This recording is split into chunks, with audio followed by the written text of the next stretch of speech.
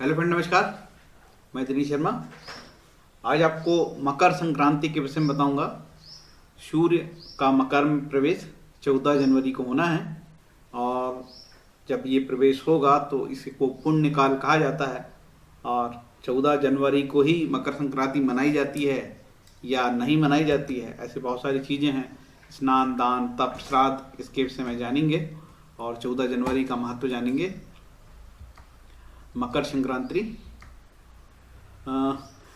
रामचरितमानस में भी आया है, माघ मकरगत रवि जब होई, तीर्थपति ही आओ सब कोई।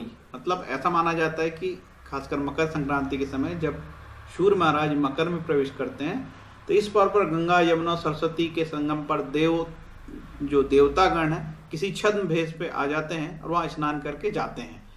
जिस राशि पर सूर्य की कक्षा का परिवर्तन उसे संक्रमण या संक्रांति कहा जाता है। ठीक है, सूर्य का राशि का परिवर्तन है, कक्षाओं में जाना है। जो सूर्य का मकर राशि में प्रवेश होगा वो 14 जनवरी 2021 को होगा और सुबह 8:14 पे होगा। ठीक है, तो इस दिन का मैंने ये जो है कुंडली यहाँ बनाया है कि उस दिन ठीक 0 डिग्री का इंटर करेगा वहां पे मकर में, और मकर लग्न होगी। पर एग्जैक्ट टाइम 8:14 पे मकर लग्न होगी और उसी समय मकर लग्न में, मकर राशि में शनि महाराज, चंद्र और गुरु महाराज और बुध है। इस तरीके से ये 5 ग्रह हो जाएंगे, तो पंचग्रह योग भी बनेगा उस दिन, 5 ग्रहों का एक साथ हो जाना। ठीक है, और ये योग जो है चूंकि 21 डिग्री के लग्न 21 डिग्री की होगी और बुध होंगे 14 डिग्री के, गुरु महाराज 11 डिग्री के, चंद्र महाराज 11 डिग्री के और 9 डिग्री का शनि है। तो निश्चित रूप से ये थोड़ा चंद्रमा के रहते तक पंचक योग रहेगा, फिर 4 योग का रहेगा, तो 5 ग्रहों का योग भी बनेगा उस दिन। और सूर्य के जाते ही वहां पे पहले से ही शनि महाराज अस्त हो जाएंगे, क्योंकि एक निर्धारित दूरी होती है, जैसे 16 अंश रहता है, 16 अंश से यदि शनि और सूर्य की दूरी की फासला रहे तो अस्त हो जाते हैं। चलते हैं आगे। वीडियो में बड़े काम की बात है, आपको ध्यान से सुनना पड़ेगा, बहुत नॉलेज मिलेगा आपको इस वीडियो से, ये मेरा मानना है। मकर संक्रांति, ठीक है, 2 क्रांति व्रत होता है, 2 अयन होते हैं, तो ये विंटर सोलेस्टिक और समर सोलेस्टिक। ठीक है, तो इसको बोलते हैं जो विंटर को यामयान, इसे दक्षिणायन भी कहते हैं, और सौम्यायन इसे उत्तरायण भी कहते हैं। जब सूर्य महाराज कर्क में पहुंचते हैं तो वो दक्षिणायन कहलाता है और उस समय देवता की रात्रि हो जाती है। ठीक है, तो सारे शुभ कार्य जो होते हैं नहीं किए जाते उस समय। ठीक है, ये हिंदू संस्कृति में, सनातन संस्कृति में ये बात लगभग आम बात, सबको पता होती है, कोई ऐसी हिडन बात नहीं है। और जैसे ही सूर्य महाराज मकर राशि में आते हैं, देवता का उदय होता है, मतलब देवता का दिन होता है, देवता के लिए मॉर्निंग होती है, सुबह होती है, तो ये बड़ी शुभ कहलाती है और अच्छे काम इसमें किए जाते हैं। इसको समर सोलेस्टिक कहते हैं, सोलेस्टाइस। ठीक है, तो ये विंटर सोलिस्टाइस और समर सोलिस्टाइस, ये 2 चीज हो। अयन का परिवर्तन है। ठीक है, 2 अयन सूर्य महाराज जाते हैं तो अयन में परिवर्तन होता है। देखिए इस तरीके से होगा, ये सूर्य महाराज जैसे कर्क में आए तो कर्क संक्रांति, ऐसे सिंह में आए, ठीक है, सिंह संक्रांति, जहां भी आए वो संक्रांति कहलाती है। लेकिन 4 संक्रांति वो इंपॉर्टेंट है, उनको मैं आगे बताता हूँ। ये कन्या में आए, तुला में आए, वृश्चिक में। ठीक है, सूर्य महाराज लगभग एक दिन में 1 अंश चलते हैं, तो 1 महीने चलते हैं एक राशि में, एक मोटा मोटा अंदाज है। और ये मकर में आ गए। ठीक है, इस तरीके से ये मकर में आ गए, तो जब आ गए तो ये मकर संक्रांति हो गई। ठीक है, कुंभ में जाएंगे तो कुंभ संक्रांति, फिर मीन संक्रांति, फिर वृषभ मेष संक्रांति, वृष संक्रांति, मिथुन संक्रांति। सूर्य महाराज जिस राशि में जाते हैं वो संक्रांति हो जाती है। लेकिन 4 संक्रांति का हमारा बहुत महत्व है, इसमें मकर संक्रांति का विशेष महत्व है क्योंकि अयन चेंज हो जाता है, इधर कर्क में भी अयन चेंज हो जाता है। तो उम्मीद है मेरा जो वीडियो है आपको समझ में आ रहा होगा इस तरीके से ये मकर। और जब महाराज कर्क में आते हैं तो करके भानु, और मकर में आते हैं तो मकरे भानु, ऐसा पंचांग में लिखा होता है। ठीक है, तो जैसे ही मकर में आए तो वो देवताओं का दिन हो गया और जो सभी शुभ काम करने के लिए वो वैध मतलब अनुमति मिल गई अब। ठीक है, इस तरीके से ये सूर्य तो अपने स्थान पे रहता है, पृथ्वी ही जो है सूर्य के चक्कर काटती है और अपने धुरी में भी वो घूमते रहती है। तो इस प्रकार से ये दोनों अयन में, उत्तरायण और दक्षिणायन में चलती है। आगे चलते हैं। मकर संक्रांति, जिस दिन मकर संक्रांति का इस तरीके का राशि परिवर्तन होता है, ब्रह्मांड की खास किस्म की ऊर्जा रिलीज होती है, और ये ऊर्जा रिलीज होकर एक पर्टिकुलर स्थान पे ये मिलती है। खासकर जो तीर्थ स्थान बताए हैं, गंगा में, यमुना में, ऐसे तीर्थ स्थानों में ये ऊर्जा स्पेशल मिलती है, पड़ती है वहां पे। तो इसीलिए तीर्थ, इसमें नहाने का जो महत्व है, स्नान का महत्व है, इसलिए बताया गया है।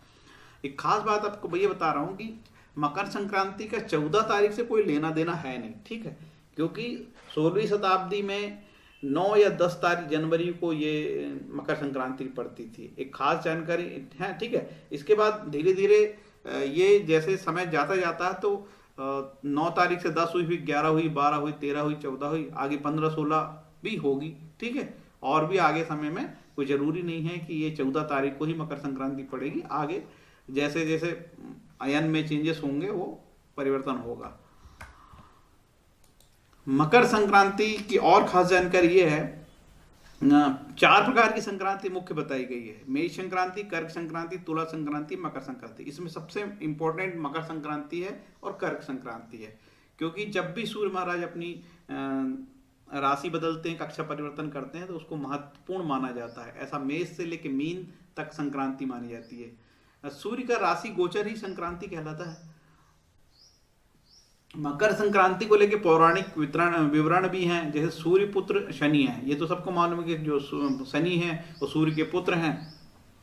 ऐसी कहावत आती है स्कंद पुराण में कि जो सूर्य महाराज ने जो है शनि को नाराज होके जला दिए थे। तो जला दिए थे तो जो कुंभ राशि है उनकी, कुंभ वाला घर उनका जल गया था, तो उसमें केवल तिल भर मिला था, ठीक है, तिल बचा था। इसलिए तिल का दान जो है फिर शनि महाराज ने किया था, और जो सूर्य देव प्रसन्न हुए थे। और सूर्य महाराज को क्रोध करने के कारण, ठीक है, क्योंकि जब शनि महाराज ने तिरछी दृष्टि से सूर्य को देखा तो सूर्य महाराज को भी जो है उनकी गति थम गई थी, ठीक है।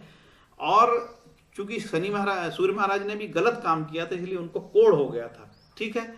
तो ये जो है शनि का और सूर्य की कहानी है, कथाएं हैं। महाभारत में आपने सुना होगा, भीष्म पितामह ने सूर्य के मकर राशि में प्रवेश के बाद ही प्राण त्यागे थे। क्यों त्यागे थे? क्योंकि यह माना जाता है कि जब सूर्य उत्तरायण होता है और किसी के प्राण जाते हैं तो वो एक अच्छा संकेत होता है, शुभ संकेत होता है। दक्षिणायन में प्राण त्यागना ठीक नहीं था, इसलिए सूर्य के मकर में प्रवेश के बाद ही भीष्म पितामह ने अपने प्राण को त्यागे थे। तो इस प्रकार से अग्नि पुराण, वायु पुराण में भी मिलती हैं शनि और सूर्य की कहानियाँ, सारी कथाएं, तो आप उसको पढ़ सकते हैं। आगे चलते हैं। आप देखिए, जब ये एक स्पेशल डे है, ठीक है, ऑस्पिशियस डे है। मुहूर्त क्या होगा उस दिन का? सूर्य का मकर राशि में 14 जनवरी को प्रवेश होगा 8:14 पे। तो 8:08 से लेके 10:30 तक सुबह, ठीक है, 14 तारीख को 1 घंटा 40 मिनट बहुत ही ऑस्पिशियस है, बहुत ही महत्वपूर्ण है। उसको बोलते हैं पुण्यकाल, महापुण्यकाल। इसके बाद दूसरा है 8:30 से लेके शाम को 5:47 तक, 9 घंटे 18 मिनट तक ये और पुण्यकाल रहेगा। इसमें जो है क्या करना चाहिए, क्या नहीं करना चाहिए, ये केवल पुण्यकाल है। इसमें केवल ईश्वर भक्ति और अच्छे काम करने चाहिए।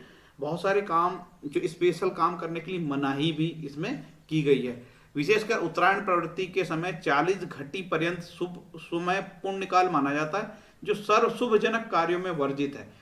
मतलब उस दिन शुभ काम भी वर्जित है, केवल ईश्वर ही भक्ति जो है, दान पुण्य कर्म के काम और ईश्वर भक्ति ही उस दिन करना चाहिए, ये खास बात बताई गई है। और 40 घटी तक के लिए मनाही है, ठीक है। 40 घटी 9 घंटे में खत्म हो जाती है। 2.5 घटी का मतलब 1 घंटा होता है। 1 घटी में 24 मिनट होते हैं। 2.5 घटी का 1 घंटा होता है और 1 घटी में 24 मिनट होते हैं। आगे चलते हैं। संक्रांति का पुण्यकाल, ठीक है। देखिए, भारत में जो संक्रांति है, उत्तर भारत में तो मकर संक्रांति कहते हैं, केरल में पोंगल कहते हैं, गुजरात में उत्तरायण कहते हैं, पंजाब में लोहड़ी कहते हैं, गढ़वाल में खिचड़ी कहते हैं, अलग अलग नामों से चलती है। और तमिल पंचांग आज के दिन से प्रारंभ होता है, ठीक है। इसमें एक और चीज बोली है, दान के बारे में खास बात आई है। माघे मासी महादेव यो ददात घृतकमलम सा भुक्त्वा सकलान भोगान अंते मोक्ष चा विंदती, ठीक है। ऐसे समय में आप पुण्यकाल में यदि घृत, घी और कंबल का दान करेंगे तो निश्चित रूप से मोक्ष के भागी होंगे। बहुत पुण्य होगा, बहुत पॉजिटिव बात है। आपको मालूम होगा कि शुभ कार्य करने की अनुमति, जैसे नूतन गृह प्रवेश, दीक्षा ग्रहण, देवता उद्यान, कुआ, बावड़ी, तालाब आदि की प्रतिष्ठा, चूड़ाकरण, यज्ञोपवीत आदि संस्कार करने की अनुमति प्राप्त हो जाती है। मतलब जैसे ही मकर में ये जाते हैं सूर्य महाराज, तो बहुत सारे काम जो गृह प्रवेश जैसा महत्वपूर्ण काम या दीक्षा ग्रहण, उद्यान कुआं बावड़ी खोदने आदि के काम है ना, वो सब बंद रहते हैं। लेकिन जैसे ही सूर्य महाराज मकर में जाते हैं तो सूर्य महाराज के जाते ही ऐसे शुभ काम करने की अनुमति मिल जाती है, शास्त्र अनुमति दे देते हैं, शास्त्र की अनुमति मिल जाती है। इस दिन तिल गुड़ आदि का दान करना चाहिए। स्नान, दान, तप और श्राद्ध, ये माना जाता है कि इस दिन स्नान कहाँ, ऐसे स्पेशल तीर्थ स्थलों में स्नान जहाँ एनर्जी स्पेशल मिलती है, पर्टिकुलर जगह एनर्जी आती है, खासकर गंगा तीर्थ, गंगा नदी, यमुना नदी के तीर्थ स्थलों में, प्रयागराज बताया है खासकर, है ना। स्नान, दान, तप और श्राद्ध। श्राद्ध कर्म क्या? श्राद्ध कर्म जो पितरों को जो श्राद्ध किया जाता है वो भी इस दिन करना चाहिए, पितरों को खुश करना चाहिए, ये बात हमारे शास्त्रों में कही गई है। ठीक है, तो इस प्रकार से जो है महासंक्रांति का ये बात हुई। उम्मीद है आपको मेरा वीडियो अच्छा लगा होगा। यदि अच्छा लगा होगा तो लाइक शेयर कमेंट करें। Thank you. हरे कृष्णा।